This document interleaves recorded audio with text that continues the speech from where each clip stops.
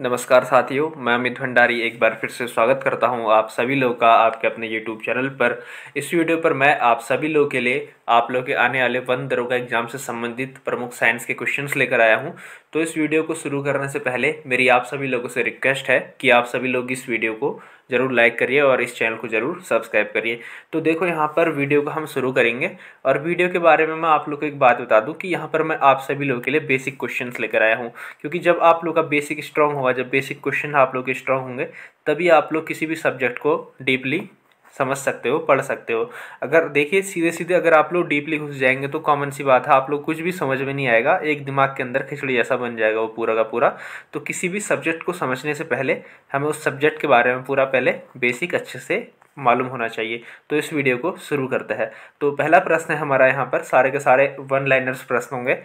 तो पहला प्रश्न है, गुणित अनुपात का नियम किसने दिया था? तो यह दिया था आपका जॉन डाल्टन ने। उसके बाद नेक्स्ट क्वेश्चन, आवागाद्रो नियम क्या है? तो आवागाद्रो नियम यह है आपका, समान ताप और समान दाब पर सभी गैसों के समान आयतन में अणुओं की जो संख्या होती है वह समान होनी चाहिए। यानी कि समान ताप और जो आपका इक्वल दाब होगा उस पर सभी गैसों के समान आयतन में अणुओं की संख्या आपका समान होनी चाहिए। उसके बाद अगला प्रश्न, एक नाभिक की परमाणु संख्या किसके बराबर होती है? तो देखिए, यहाँ पे जो नाभिक की परमाणु संख्या है, काफ़ी महत्वपूर्ण प्रश्न है, यह भी काफ़ी एग्जाम से पूछा गया है। देखिए यहाँ पर एक नाभिक की परमाणु संख्या किसके बराबर है? तो यह है आपके उसके परमाणुओं की संख्या के बराबर है, आपके नाभिक की परमाणुओं की संख्या। तो देखिए यहाँ पर अगर आप लोग ये वीडियो देख रहे हो तो यह आपका कॉमन सी बात है, जो RO का एग्जाम है आपका, वहाँ पर भी आपका साइंस पे है हेल्प करेगा और लैब असिस्टेंट पर भी हेल्प करेगा और वन दरोगा पर भी आपका ये हेल्प करेगा यह वीडियो। उसके बाद अगला प्रश्न, लोहा, एल्युमिनियम और सोना, इनमें से सबसे अधिक तन्य धातु कौन सी है? तो यह है आपकी सोना, सबसे ज़्यादा तन्य धातु। अब देखिए यहाँ पर तन्य धातु किसको बोलते हैं? हम तन्य धातु बोलते हैं आपका जो सबसे ज़्यादा, जैसे सपोज खींची जा सकने वाली धातु। तो देखिए यहाँ पे जैसे लोहा है, एल्युमिनियम है और सोना है, इनमें से अधिक तन्य पूछ रहा है ना, कि सबसे ज़्यादा कौन सी धातु खींची जा सकती है। तो यह आपका जो सोना धातु है सबसे ज़्यादा खींची जा सकती है। उसके बाद देखिए अगला प्रश्न, कांस्य एक मिश्र धातु है, यह किन धातुओं से मिलकर बनी है? तो कांस्य बना है आपका तांबा और टिन से, और उसके बाद आपका पीतल बना है आपका तांबा और जस्ता से। देखिए यहाँ पर एग्जाम पर पूछता है ये प्रश्न भी काफ़ी बार। ये देखिए आपका कांस्य किससे बना है? ये बना है आपका तांबा और टिन से, और पीतल बना है आपका तांबा और जस्ता से। ये आप लोग का एक बार प्रीवियस ईयर पर भी पूछा गया था कहीं दूसरे स्टेट पर। उसके बाद देखिए अगला, गंधक, ब्रोमीन और आयोडीन और फास्फोरस में से कौन सी गैर धातु तरल है? इनमें से इसका राइट आंसर आपका ब्रोमीन। और ब्रोमीन के बारे में देखिए एक और प्रश्न एग्जाम पर सीधा सीधा बन सकता है कि कमरे के तापमान पर कौन सी धातु तरल अवस्था में होती है? तो इसका राइट आंसर आपका ब्रोमीन। देखिए यहाँ पर ब्रोमीन जो कि कमरे के तापमान पर तरल अवस्था में होता है, यह आवर्त सारणी के हैलोजन तत्व का सदस्य है। ब्रोमीन आपके आवर्त सारणी के हैलोजन तत्व का सदस्य है, और जो आपका ब्रोमीन है इसकी परमाणु संख्या है आपका 35। यह लाल भूरे रंग का होता है। उसके बाद अगला प्रश्न, यदि एक तत्व के एक परमाणु के नाभिक में 11 प्रोटॉन और 12 न्यूट्रॉन है, तब उसकी द्रव्यमान संख्या कितनी होगी? देखो यहाँ पर द्रव्यमान संख्या का आपका सूत्र है, द्रव्यमान संख्या बराबर प्रोटॉन की संख्या प्लस आपका न्यूट्रॉन की संख्या। तो यहाँ पर आप लोग इन्हें और आप इसको टल को जोड़ दीजिए, है ना। उसके बाद इसको ऐड करने के बाद आपका यहाँ पे आंसर आएगा 23। देखो यहाँ पर जितने भी ऐसे न्यूमेरिकल वाले क्वेश्चंस हैं, इस वीडियो पर तो मैं आप लोग के लिए बेसिक क्वेश्चंस लेकर आया हूँ, बट इससे अगली वीडियो सर मैं आप लोगों के लिए न्यूमेरिकल वाले क्वेश्चंस भी लेकर आऊँगा। आप लोगों को कैसे क्वेश्चन चाहिए, न्यूमेरिकल वाले आपको पहले करना है या ज़्यादा थ्योरी वाले पहले करना है, आप लोग नीचे वीडियो के कमेंट पर बता दीजिए, फिर उसी के हिसाब से मैं आप लोग के लिए आगे की वीडियोज़ लेकर आऊँगा। तो उसके बाद देखिए अगला प्रश्न, हाइड्रोजन का रेडियोधर्मी समस्थानिक कौन सा है? तो यह है आपका हाइड्रोजन का रेडियोधर्मी समस्थानिक ट्रिटियम। और यहाँ पर देखिए हाइड्रोजन आवर्त सारणी का पहला तत्व है। तो यहाँ पर एग्जाम पर एक और सीधा सीधा प्रश्न बन सकता है कि आवर्त सारणी का पहला तत्व कौन सा है? तो यह है आपका हाइड्रोजन, और इसका परमाणु क्रमांक 1 है, ये तो सभी लोगों को मालूम है। उसके बाद देखिए, पदार्थ का परमाणु सिद्धांत सर्वप्रथम किसके द्वारा प्रतिपादित किया गया था? ये किया गया था आपका जॉन डाल्टन के द्वारा पदार्थ का परमाणु सिद्धांत सर्वप्रथम प्रतिपादित किया गया था। डाल्टन के परमाणु सिद्धांत के अनुसार सभी पदार्थ छोटे अविभाज्य कणों से बने होते हैं। जैसे पदार्थ है ना, ये पूरा का आपका छोटे अविभाज्य कणों से मिलकर बना है, जिन्हें परमाणु कहा जाता है। परमाणु को ना तो बनाया जा सकता है और ना ही नष्ट किया जा सकता है। इसके अलावा जो आपका परमाणु है, परमाणु को छोटे कणों में विभाजित नहीं किया जा सकता है। ये रहा आपका इसका आंसर। उसके बाद देखिए अगला प्रश्न, परमाणु में नाभिकीय परिवर्तन द्वारा कौन सी किरणें उत्पन्न होती है। तो ये आपका ये होती है आपका गामा किरणें उत्पन्न होती है परमाणु में नाभिकीय परिवर्तन के द्वारा। उसके बाद अगला प्रश्न, शुष्क सेल के अंदर धनात्मक टर्मिनल किसका बना होता है? तो शुष्क सेल के अंदर आपका धनात्मक टर्मिनल बना होता है आपका कार्बन की छड़ का बना होता है आपका शुष्क सेल के अंदर धनात्मक टर्मिनल। उसके बाद देखिए अगला, अति उच्च आवर्ती बैंड में ध्वनि संचार संचारित करने के लिए सेलुलर फोन द्वारा कौन सी तरंग का उपयोग किया जाता है? तो यह किया जा सकता है आपका रेडियो तरंग। तो देखिए यहाँ पर जैसे आप लोग वीडियो देख रहे होंगे तो यहाँ पर बिल्कुल भी कंफ्यूज मत होना, एकदम बेसिक क्वेश्चंस लेकर आए हूँ, आप लोग के दिमाग में सीधा सीधा घुस रहे होंगे। जैसे यहाँ पे शुष्क सेल वाला लेके आया था मैं, ये जैसे सेल होता है ना उसके अंदर एक होती है ब्लैक कलर की इस टाइप से करके छड़ी, ये देखिए जैसे सपोज ये हो गया, मतलब एकदम बेसिक क्वेश्चंस लेकर आया हूँ। जैसे सेलुलर फोन हो गया, ये रेडियो तरंग से रिलेटेड हो गया। अभी हम पूरा इसमें अभी थ्योरी बेस्ड में नहीं गए हैं। तो देखिए यहाँ पे अगला प्रश्न, इलेक्ट्रॉन की खोज किसने की थी? तो यह की थी आपका थॉमसन ने, और प्रोटॉन की थी आपका गोल्डस्टीन ने, और न्यूट्रॉन की थी चैडविक ने। काफ़ी महत्वपूर्ण है। देखिए जितने भी प्रश्न मैं लेकर आया हूँ ये सब कहीं ना कहीं प्रीवियस ईयर पर पूछे गए हैं जो कि आपके साइंस से संबंधित है।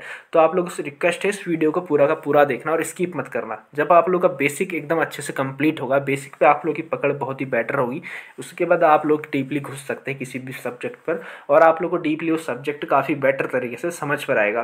तो देखिए यहाँ पे इलेक्ट्रॉन की खोज आपका थॉमसन, और आपका प्रोटॉन की खोज गोल्डस्टीन, और न्यूट्रॉन की खोज की थी आपका चैडविक ने। उसके बाद अगला प्रश्न, गोबर गैस का मुख्य घटक क्या है? तो ये है आपका मीथेन। एक ऑप्शन भी दे देगा, एथेन भी दे देगा एक ऑप्शन। आप कंफ्यूज हो जाओगे एग्जाम पर कि मैं एथेन करूँ या मैं मीथेन करूँ, तो आपने करना है मीथेन।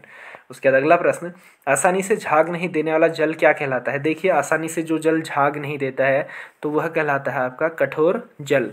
उसके बाद अगला प्रश्न, बारूद के मिश्रण में क्या क्या होता है? तो बारूद के मिश्रण में होता है आपका नाइट्रेट नंबर 1, नंबर 2 सल्फर, और नंबर 3 आपका काठ कोयला यानी कि चारकोल। उसके बाद अगला प्रश्न, राष्ट्रीय रासायनिक प्रयोगशाला कहाँ स्थित है? तो राष्ट्रीय रासायनिक प्रयोगशाला आपका स्थित है पुणे में स्थित है।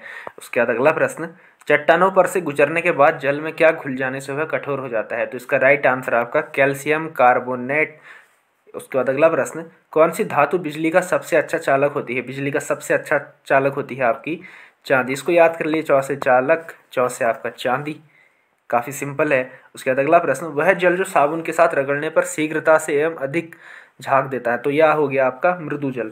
देखिए ऊपर हमने पढ़ा था कठोर जल और यहाँ पर हमने पढ़ा आपका मृदु जल। उसके बाद देखिए अगला प्रश्न, सबसे शुद्ध कोयले का प्रकार कौन सा है? तो सबसे शुद्ध कोयला है आपका एंथ्रेसाइट। आपने कोयले के प्रकार पढ़े होंगे जैसे बिटुमिनस हो गया, इस टाइप से करके, है ना, काफ़ी सारे। तो यहाँ पर देखिए सबसे ज़्यादा आपका शुद्ध कोयला हो गया सबसे शुद्ध प्रकार का एंथ्रेसाइट। उसके बाद अगला प्रश्न, सूर्य में नाभिकीय ईंधन क्या होता है? तो सूर्य में नाभिकीय ईंधन होता है आपका हाइड्रोजन। उसके बाद देखिए अगला प्रश्न, किसे स्ट्रेटेजिक धातु कहते हैं? तो ये कहते हैं आपका टाइटेनियम को आपका स्ट्रेटेजिक धातु कहते हैं। उसके बाद अगला प्रश्न, जीवित तंत्रों के अध्ययन से संबंधित रसायन की शाखा को क्या कहा जाता है? तो काफ़ी इजी है, ये नाम से स्पष्ट है, आपका जैविक रसायन कहा जाता है जीवित तंत्रों से आपका जो इसके अध्ययन से संबंधित इसके रसायन की शाखा को। उसके बाद अगला प्रश्न, पर्यावरण को प्रदूषित करने वाली मुख्य गैस कौन सी है? तो यह है आपका सल्फर डाइऑक्साइड पर्यावरण को प्रदूषित करने वाली आपका मुख्य गैस है।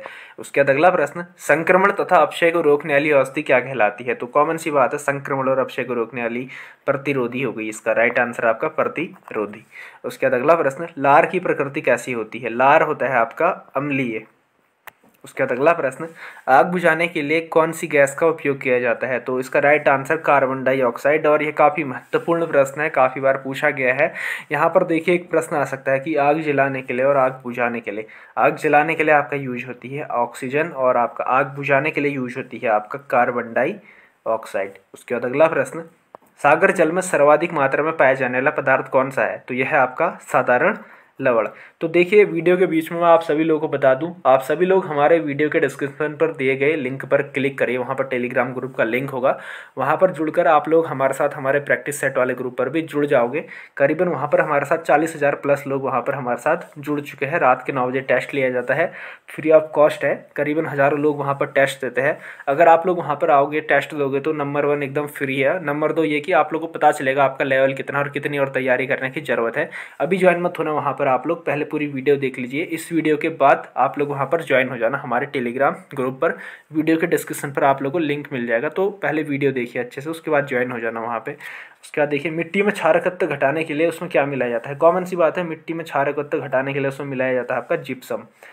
इससे हो जाती है मृदा आपकी अम्लीय। उसके बाद अगला प्रश्न, ऐसा कौन सा प्राकृतिक पदार्थ है जो केवल एक ही तत्व से बना हुआ है और जिससे ऊर्जा प्राप्त की जा सकती है। तो ये हो गया आपका कॉमन सी बात है, कोयला, जो एक ही तत्व से बना गया है और जिससे क्या कहते हैं आपका ऊर्जा प्राप्त की जा सकती है। उसके बाद अगला प्रश्न, मिश्रणों से यौगिक को उनको विशिष्ट रूप से अलग करने की प्रक्रिया क्या कहलाती है। तो मिश्रणों से यौगिक को विशिष्ट रूप से अलग करने की प्रक्रिया आपको कहलाती है शोधन।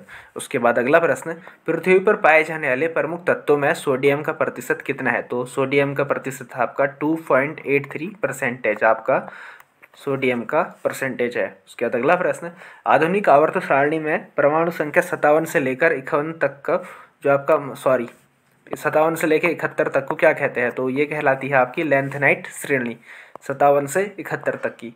उसके बाद अगला प्रश्न, इलेक्ट्रॉनों को ग्रहण करना क्या कहलाता है। तो यह कहलाता है आपका अवकरण। इलेक्ट्रॉनों को ग्रहण करना कहलाता है आपका अवकरण। उसके बाद देखिए लार का पीएच कितना होता है। लार का पीएच होता है आपका 6.5 आपका लार का पीएच होता है। काफ़ी महत्वपूर्ण है, एक काफ़ी चीज़ों के पीएच मानी पूछता है, वो अगली वीडियो से बताएंगे हम आपको। यहाँ पर देखिए लार का पीएच कितना होता है। लार का होता है आपका 6.5। उसके बाद अगला प्रश्न, दाब बढ़ने पर द्रव में गैस की विलेयता पर क्या प्रभाव पड़ता है। देखो जब द्रव में गैस की विलेयता पर क्या प्रभाव पड़ेगा, जब दाब बढ़ाया जाएगा, तो कॉमन सा बात है यह घटती है। उसके बाद देखिए अगला प्रश्न, रेडियम की परमाणु संख्या कितनी होती है। रेडियम की परमाणु संख्या आपका 88 होती है, 88। उसके बाद अगला प्रश्न, सिलोमेलिन किस धातु का अयस्क है। तो सिलोमेलिन है आपका मैग्नीज का अयस्क। उसके बाद अगला प्रश्न, मर्क्यूरिक ऑक्साइड का रासायनिक सूत्र क्या है। काफ़ी महत्वपूर्ण है यह प्रश्न भी। मर्क्यूरिक ऑक्साइड का रासायनिक सूत्र क्या है। तो इसका राइट आंसर आपका HgO मर्क्यूरिक ऑक्साइड का रासायनिक सूत्र है। उसके बाद अगला प्रश्न, ब्लीचिंग पाउडर का रासायनिक सूत्र क्या है। तो ये भी काफ़ी महत्वपूर्ण है। ब्लीचिंग पाउडर का आपका रासायनिक सूत्र है CaOCl2। यह आपका ब्लीचिंग पाउडर का रासायनिक सूत्र है CaOCl2। उसके बाद देखिए शुद्ध हीरा कैसा होता है। तो कॉमन सी बात है, शुद्ध हीरा रंगहीन तो होता ही होता है, उसके बाद पारदर्शक भी होता है, हमारे पार देख सकते हैं। तो यहाँ पर आप लोग के सारे साइंस के जितने भी क्वेश्चन है ये खत्म होते हैं और आप लोगों से हम मिलेंगे अगली वाली वीडियो पर। आई होप दैट आप सभी लोगों को ये वीडियो पसंद आई होगी। तो आप सभी लोगों से रिक्वेस्ट है कि इस चैनल को जरूर सब्सक्राइब करिए और वीडियो पर दिए गए हमारे टेलीग्राम ग्रुप पर भी जरूर जुड़िए और इस वीडियो के कमेंट पर बताइए आप लोग कि आप लोग को अगली वीडियोस कैसी चाहिए, या अभी से डीप शुरू कर दें या पहले थोड़ा बेसिक कंप्लीट करें उसके बाद डीप शुरू करें। तो मिलते हैं अगली वीडियो पर और तब तक के लिए goodbye, best of luck for your studies. Thank you.